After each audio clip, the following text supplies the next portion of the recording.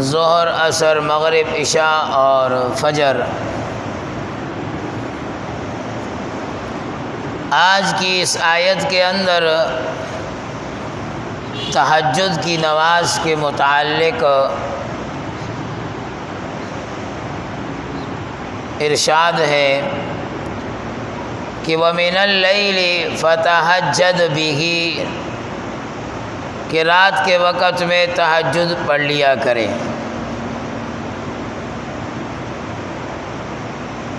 نافلۃ لک، یہ آپ کے لیے ایک زائد نماز ہے۔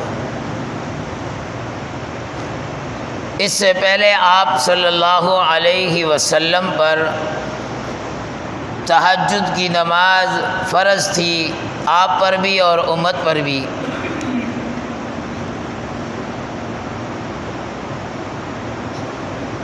اور آپ صلی اللہ علیہ وسلم طویل طویل رکعتیں پڑھا کرتے تھے، لمبی لمبی رکعتیں۔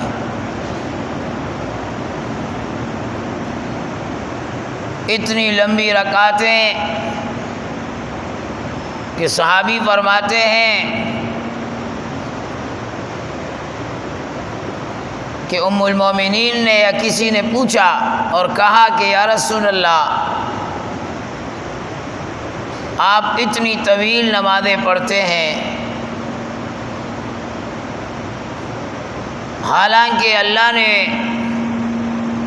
آپ کے لیے فتح مبین فرمایا، لِيَغْفِرَ لَكَ اللَّهُ مَا تَقَدَّمَ مِن ذَنبِكَ وَمَا تَأَخَّرَ، آپ کے اگلے پچھلے کچھ لغزشیں اگر ہو جائیں وہ سب کی سب معاف ہے۔ پھر اتنی مشقتیں کہ آپ کھڑے کھڑے پوری رات آپ کے پاؤں مبارک میں ورم آ جاتا تھا، سوج جاتی تھی آپ صلی اللہ علیہ وسلم کے پاؤں مبارک، ورم آ جاتا تھا۔ آپ اتنی مشقت کیوں برداشت کر رہے ہیں، کیوں کر رہے ہیں؟ آپ علیہ الصلوۃ والسلام نے فرمایا افلا اکون عبدا شکورا، میں اللہ کا شکر گزار بندہ کیوں نہ بنوں؟ بھئی جب نعمتیں اللہ دے تو اللہ کا شکر بجا لانا چاہیے۔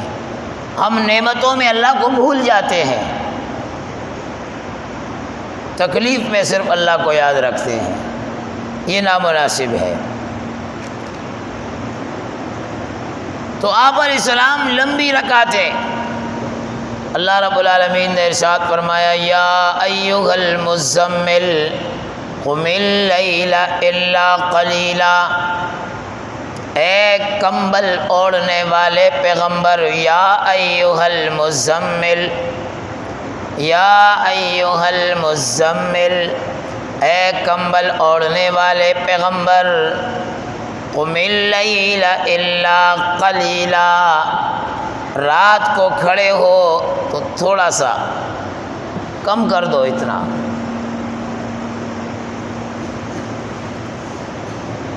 اللہ بھی دیکھ رہا ہے کہ میرے سامنے میرا محبوب پوری پوری رات کھڑا ہوا۔ تو تہجد کی نماز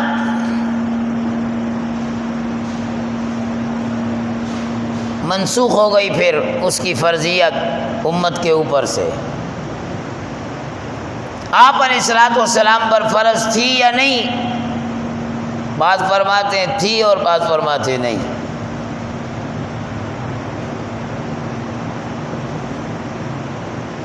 تھی، آپ علیہ الصلوۃ والسلام نے اس پر مداومت فرمائی، ہمیشگی فرمائی، آپ علیہ السلام اس کو ہمیشہ پڑھتے تھے۔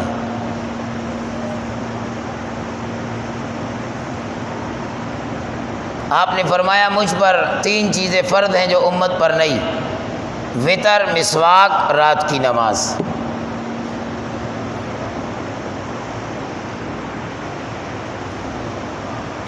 لیکن امت پر سے منسوخ ہو گئی، اور واقعہ معراج کے بعد 5 نمازیں عطا کی گئی۔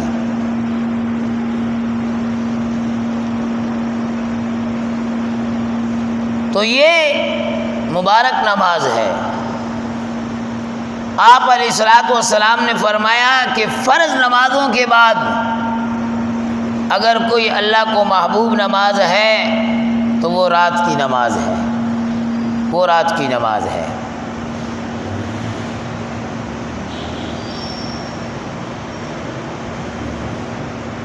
حضرت عمر بن عبسہ صحابی ہیں جن کی قبر یہ روڑی کے اندر موجود ہے۔ عمر بن عبسہ رضی اللہ تعالیٰ عنہ فرماتے ہیں کہ اللہ کے قرب کا جو ذریعہ ہے، اس کی نزدیکی کا جو ذریعہ ہے، وہ رات کی نماز ہے، وہ رات کی نماز ہے۔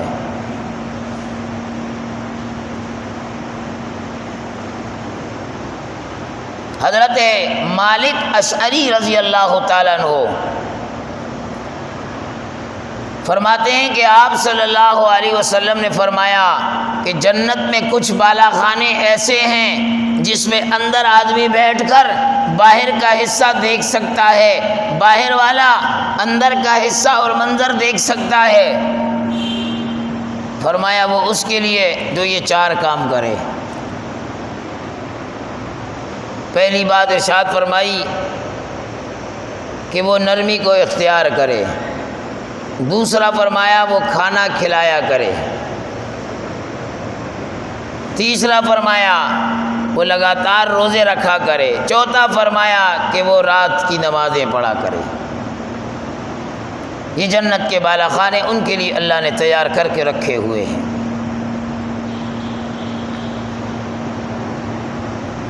تو رات کی نماز یہ کوئی عام نماز نہیں ہے، بڑی مبارک نماز ہے، اور جو پڑھتے ہیں پھر چھوڑ دیتے ہیں، چھوڑنا صحیح نہیں ہے۔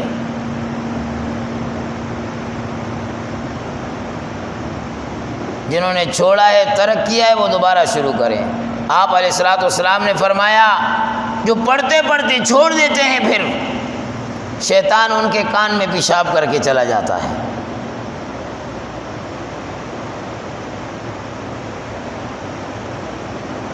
تو کوشش کرنی چاہیے ہے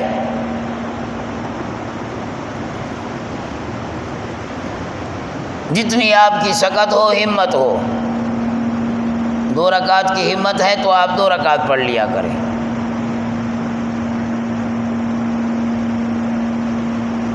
مداومت جس عمل پر ہو، اگرچہ وہ کم ہو، اللہ کو وہ محبوب ہے، اللہ کو وہ عمل محبوب ہے، اگرچہ وہ کم ہو، وہ کسی بھی چیز کے اندر ہو، خیرات کے اندر، نوافل کے اندر، تسبیحات کے اندر، تلاوت کے اندر، لیکن مداومت ہو، ہمیشگی ہو، پابندی ہو، وہ اللہ کو محبوب ہے۔ 2 پڑھیں، 4 پڑھیں، 6 پڑھیں، کوشش یہ ہونی چاہیے ہے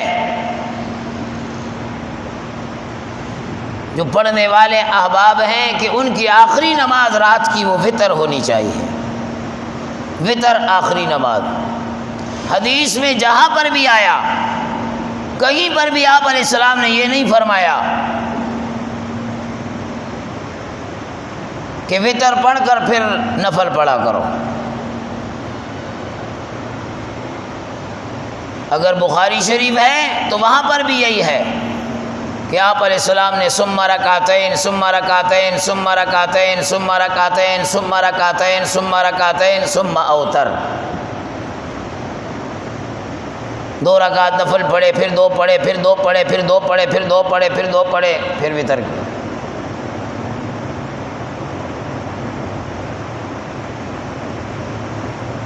ہمارے شیخ حضرت اقدس مفتی ظفر علی خان صاحب نور اللہ تعالی مرقدہ ارشاد فرمایا کرتے تھے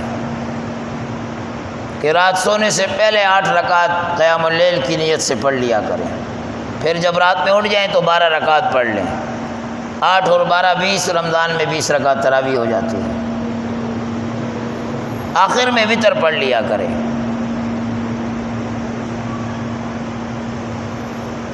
بعض احباب کہہ دیتے ہیں کہ جی یہ واجب نہیں ہے، یہ حکم وجوب کے درجے میں نہیں ہے، استحباب کے درجے میں ہے۔ بہت سارے مفتی حضرات جو الیکٹرانک میڈیا کی نظر ہوئے ہیں اور اس پر چھائے ہوئے ہیں اور کہہ دیتے ہیں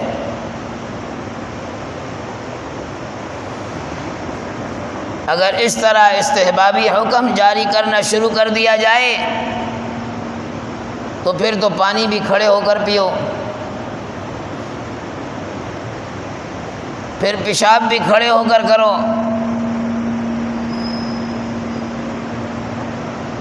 پھر کہیں پر بھی فرضیت نہیں آتی ہے، وجوب نہیں آتا ہے۔ آپ علیہ الصلوۃ والسلام کا جو طریقہ جن کو محدثین نے نقل کیا وہ حدیثیں ہمارے سامنے ہے۔ ہر حدیث میں یہی کہا گیا کہ آپ علیہ السلام نے رات کی آخری نماز وہ فطر کو بنایا، تو کوشش یہ ہونی چاہیے۔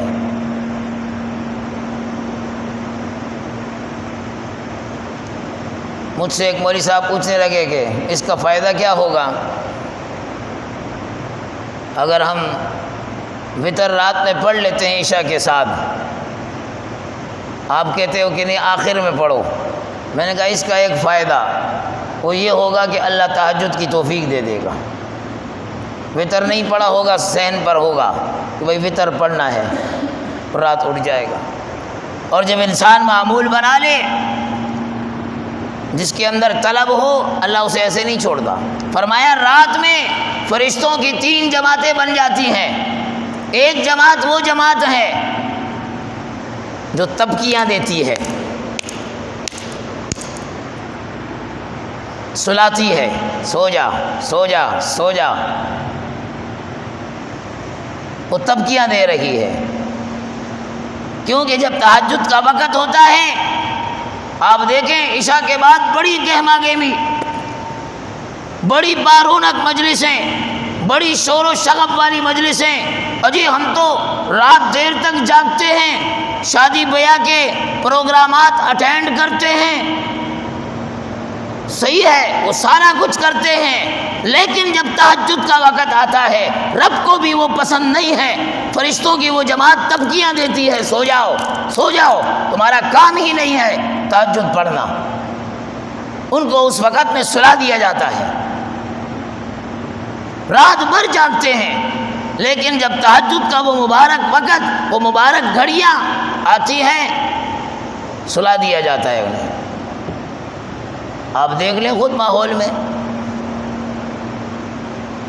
پوری رات جاگتے رہتے ہیں جاگتے رہتے ہیں جاگتے رہتے ہیں، جب عبادت کا وقت آ جاتا ہے ان پر نیند غالب آ جاتی ہے، سونے کی طرف دوڑتے ہیں، رات کو ناچ گانا کرتے ہیں، شادی بیاہ کے مسخرے کرتے ہیں اور دیگر خرافات بدعات میں اپنے آپ کو منہمک رکھتے ہیں۔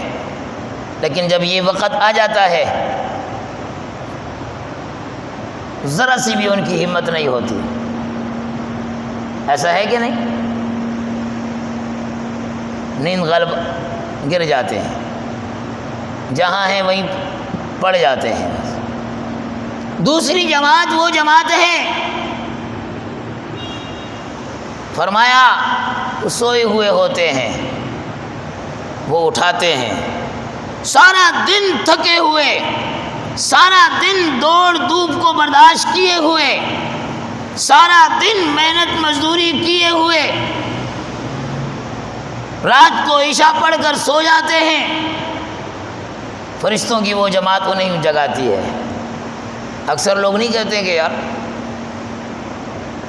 مولوی صاحب ایسے اٹھ جاتے ہیں جیسے ہمیں کسی نے جگا دیا۔ وہ جگا نہیں دیا، اللہ نے جگوانے کا انتظام کیا ہوا ہے۔ تیری عادت ہے، اللہ تیری عادت کو نہیں پیچھے رکھتا۔ وہ خود بخود انسان اپنے وقت پر اٹھ جاتا ہے، گھنٹی بجتی ہے اس کے کانوں میں، جیسے بھوک کے وقت پیٹ کی گھنٹی بجتی ہے، عبادت کے لیے وہ گھنٹی بج جاتی ہے۔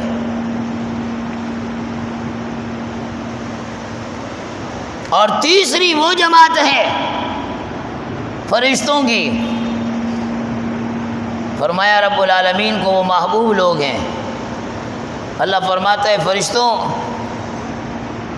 ان کو اٹھاؤ نہیں، ان کی کروٹ بدل دو بس۔ یہ اگر یوں لیٹے ہیں تو یہ یوں لیٹ جائیں، ان کی کروٹ بدل دو۔ کروٹ بدلنے سے اگر آنکھ کھل گئی اٹھ جاتے ہیں تو اچھی بات ہے، نہیں اٹھتے تو یہ تو علماء ہیں، ان کا سونا بھی اللہ نے عبادت میں لکھا ہوا ہے۔ اور یہ تو سونے والے مولوی ہیں، سونے والے علماء ہیں، جو سو رہے ہیں ان کا سونا اللہ نے عبادت رکھا ہے، اور جو جاگ رہے ہیں مولانا فضل الرحمان کی طرح، اللہ کی قسم ان کا کیا کہنا، ان کا کیا کہنا۔ سونے والوں کو اللہ ان عابدوں پر ممتاز کر رہا ہے، جو عابد پوری رات عبادت میں اپنی رات کو صرف کر رہا ہے، قیمتی بنا رہا ہے۔ اس کے مقابلے میں ایک عام عالم وہ سو رہا ہے، اس کے سونے کو اللہ نے عبادت میں لکھا ہے، تو جو عالم جاگ رہا ہوگا اس کی کیا شان ہوگی۔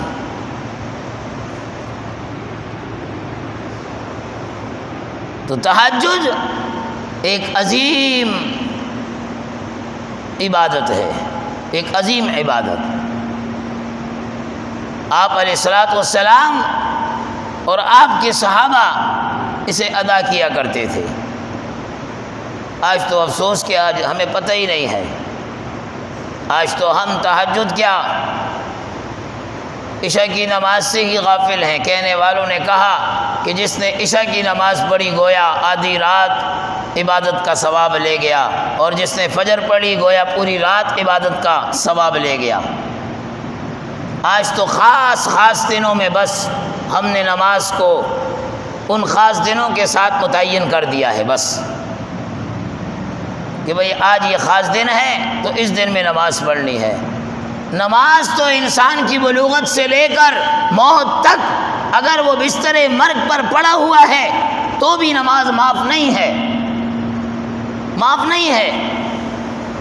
کھڑے ہو کر نہیں پڑھ سکتا، بیٹھ کر پڑھے، بیٹھ کر نہیں، لیٹ کر پڑھے، لیٹ کر نہیں، اشارے سے پڑھے، آنکھوں کے اشارے سے، یہ اشارے سے یوں قیام ہوا، یہ رکوع ہوا، یہ سجدہ ہوا، معاف نہیں ہے کسی بھی صورت میں۔ اور آج تو کتنے سارے ایسے مسلمان، تہجد تو بہت دور کی بات ہے، فرائض سے دور ہیں۔ انسان کاروبار کے لیے پوری پوری رات جاگتا ہے، ڈیوٹی کے لیے پوری پوری رات جاگتا ہے، فضول کاموں کے لیے۔ ابھی دیکھیں یہ قربانی کے جانور جگہ جگہ بندے ہیں، پوری پوری رات نوجوان نسل بیٹھی ہوئی ہے، اور جب فجر کا وقت ہوتا ہے، اذانوں کا وقت ہوتا ہے، وہ اتنی عظیم عبادت سے محروم ہیں جن کا ہم نے کل ذکر کیا، کل پڑھا ہم نے کہ انا قرآن الفجر کان مشہودا۔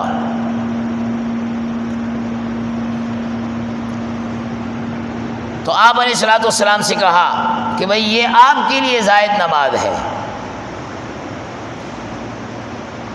کہ آپ پڑھیں گے، آپ کے تو درجات اور بلند ہوں گے، اور اگر امت پڑھے گی تو امت کے لیے سیئات کا کفارہ بھی ہوگی، اور اس کے ساتھ ساتھ جو کمی کوتاہیاں ہو رہی ہیں فرائض کے اندر وہ بھی پورا ہوگا۔ بھئی ہم فرض تو پڑھ رہے ہیں بڑے شوق سے اور بڑے دھڑیلے سے کہہ دیتے ہیں کہ جی ہم تو فرض پڑھ رہے ہیں، کیا پتہ ہمارے فرض میں کوئی کمی ہے کہ نہیں، اور لازماً ہوگی، لازماً ہوگی۔ علامہ سیوطی رحمۃ اللہ تعالی علیہ لکھتے ہیں 70 نوافل سے کل بروز محشر ایک فرض کی ادائیگی ہوگی، 70 نوافل سے۔ وہ ہمارے پاس نفل ہوں گے تو فرائض کی ادائیگی ہوگی نا، ہم تو فرض پڑھنے کے قائل ہی نہیں ہیں، بس فرض نماز پڑھ لی، نوافل کے قائل ہی نہیں، فوراً مسجد سے نکلنا شروع کر دیا، بھاگنا شروع کر دیا۔ بھائی ہمارے کو چاہیے کہ نوافل کا ذخیرہ رکھیں اپنے پاس، موقع ہے تو پڑھیں، یہ کام آئیں گے، اللہ کی قسم یہ کام آئیں گے انسان کے، یہ انسان کے بڑے کام آئیں گے۔ آگے فرمایا عسیٰ ان یبعثک، قریب ہے کہ آپ کا رب آپ کو کھڑا کرے مقام محمودہ، مقام محمود پر، آپ کا رب اے پیغمبر آپ کو مقام محمود پر کھڑا کر دے گا، مقام محمود پر کھڑا کر دے گا۔ کفار مکہ آپ علیہ الصلوۃ والسلام کو تکلیفیں دیتے تھے، پریشان کرتے تھے، رب العالمین یہاں تسلی دے رہے ہیں کہ پیغمبر ان کی تکلیفوں سے آپ پریشان نہ ہو، انہیں نہیں پتا کہ اللہ آپ کو کون سا مقام دے رہا ہے، یہ مقام محمود کون سا مقام؟ فرمایا کہ جب ہر امت اپنے اپنے امام کے ساتھ، پیغمبر کے ساتھ ہوں گے، برود محشر قیامت کا دن ہوگا، لوگ دوڑیں گے آدم علیہ الصلوۃ والسلام کے پاس، اے آدم تو سب سے پہلا پیغمبر تھا، تجھ سے نسل انسانی چلی، یہ گرمی کی تپش دیکھو کتنی زیادہ ہے، سورج سوا نیزے پر آ کر کھڑا ہے، حالت بد سے بدتر ہو رہی ہے، اللہ سے کہو کہ حساب و کتاب تو شروع کریں۔ جب انسان کسی جگہ پر کسی قطار میں کھڑے ہوتے ہیں، کسی دفتر یا کسی بینک یا کسی اور چیز کے باہر، دروازہ بند ہوتا ہے تو کتنی کوفت ہو رہی ہوتی ہے کہ یار کسی طریقے سے یہ کھلے اور ہم اندر جائیں، کسی طریقے سے تو یہ کھلے۔ تو یہ آدم علیہ السلام کے پاس جائیں گے، آدم علیہ السلام فرمائیں گے نہ بابا میں سفارش نہیں کر سکتا۔ حضرت نوح علیہ السلام کے پاس آئیں گے، نوح آپ سفارش کرو، نوح علیہ السلام فرمائیں گے نہ بابا میرا بھی کام نہیں ہے، میں نہیں کر سکتا سفارش، میں نے اپنے بیٹے کے بارے میں کہا تھا، رب نے فرمایا قال یا نوح انہ لیس من اہلک، تو اس کو اپنا بیٹا کہتا ہے جو تیری شریعت پر، تیری طریقت پر نہیں چلتا۔ لوگ دوڑتے ہوئے ابراہیم علیہ السلام کے پاس آئیں گے، اے ابراہیم تو اللہ کا خلیل ہے، اللہ سے سفارش کر، ابراہیم علیہ السلام بھی ہاتھ کھڑے کریں گے میں نہیں کر سکتا۔ موسیٰ علیہ السلام کے پاس آئیں گے وہ بھی انکار کریں گے، عیسیٰ علیہ السلام کے پاس آئیں گے وہ بھی انکار کریں گے۔ آخر میں عرش اور فرش کے نبی، کائنات کے نبی، شرق اور غرب کے نبی، رسول اکرم، نبی محترم، حسن منظم، عدل مفخم، سرکار دو عالم، عبداللہ کا لخت جگر، آمنہ کا نور نظر، محبوب کبریا، احمد المجتبی، محمد المصطفیٰ صلی اللہ علیہ وسلم، ان کے پاس آئیں گے کہ آپ سفارش کیجئے۔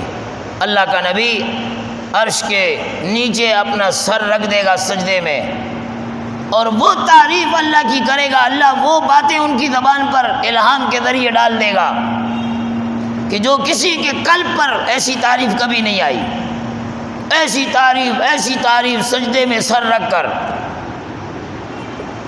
رب العالمین فرمائیں گے ارفع رأسک یا محمد، سر اٹھا اپنا اے محمد، مانگ کیا مانگتا ہے، آج تیری مانگ کو پورا کیا جائے گا۔ فرمایا یہ مقام محمود ہے، یہ مقام محمود ہے، اور یہ مقام محمود اللہ کے نبی کو ملا۔ فرمایا اسی مقام محمود کو امت بھی مانگتی ہے اذان کے بعد، جب دعا پڑھی جاتی ہے اللہم رب هذه الدعوة التامة والصلاة القائمة آت محمدا الوسیلة والفضیلة وابعثه مقاما محمودا الذی وعدته۔